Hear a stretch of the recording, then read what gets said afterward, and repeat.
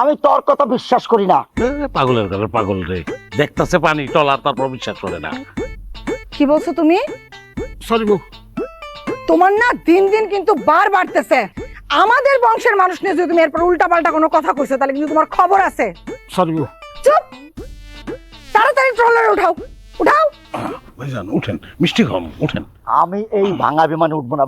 ওই দেখ পাখা নাই, পাখা নাই, মাইরা কিন্তু ফাটায় ফেলাবে একেবারে। ভাইজান ভাইজান এই। মাথাটা এ ভাই থামেন, এই পাগল ট্রলারে উঠেন যাবো না। হ্যাঁ কেন যাবো না কেন? যাইবো না মানে যাইবো না। হ্যাঁ, সাহস তো কম না তোর। কার কি কর তুই? হ্যাঁ, তুই চিনস আমারে? চিনস কোন বংশের মাইয়া আমি জানোস? কি অবস্থা তোর আমি করতে পারি সেই সম্পর্কে তোর ধারণা আছে? বউ তুমি শান্ত, তুমি অশান্ত হইলে তোমার তো আমি সামলাতে পারবো না। শান্ত। চুপ করো তুমি। সরি বউ।